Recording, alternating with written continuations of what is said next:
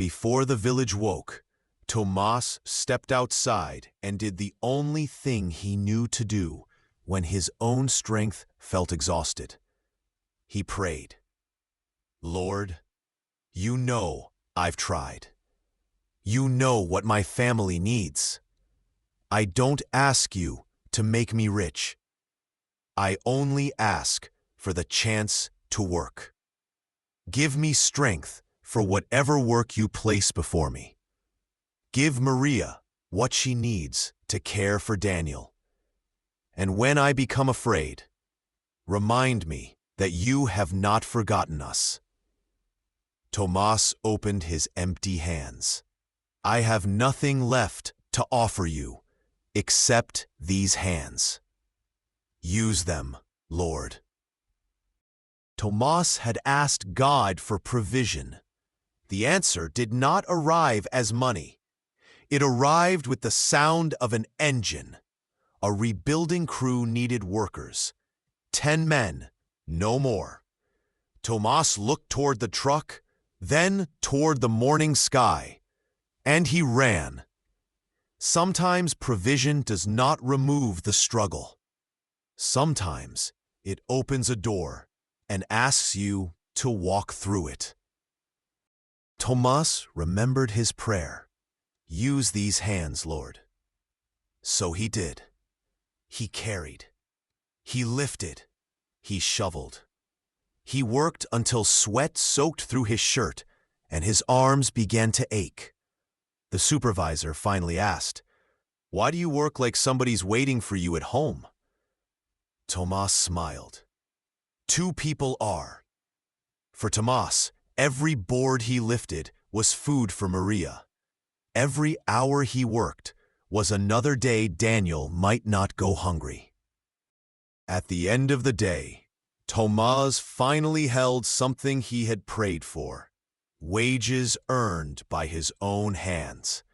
Then he counted the money. There was too much, more than he had earned. For a man with an empty kitchen and a hungry family, the mistake felt almost like an answer to prayer. Nobody had noticed.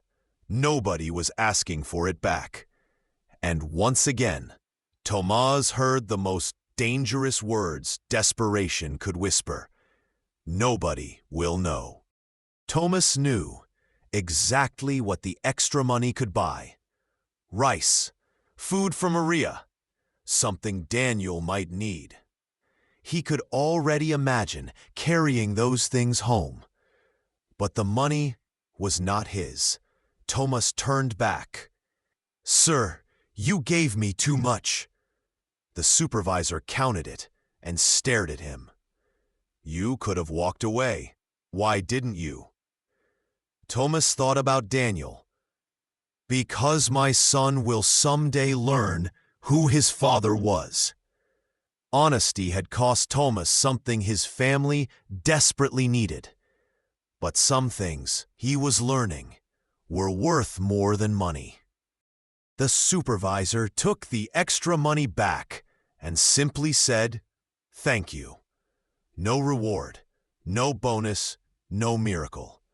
Tomas walked home with only what he had truly earned.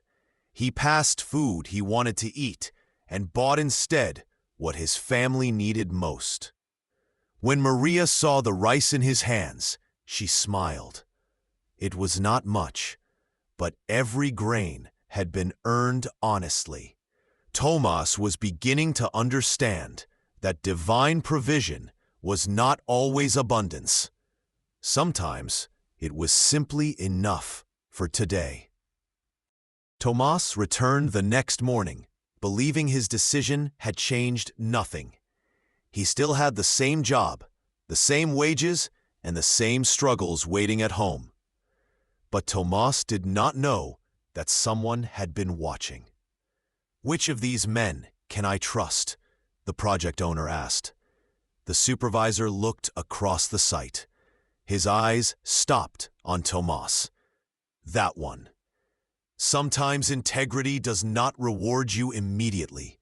Sometimes it opens a door you do not even know exists. Whoever walks in integrity walks securely. Proverbs 10:9. What will this new door mean for Tomas and for Daniel? Don't miss it. Watch episode 5 of The Promise of Daniel.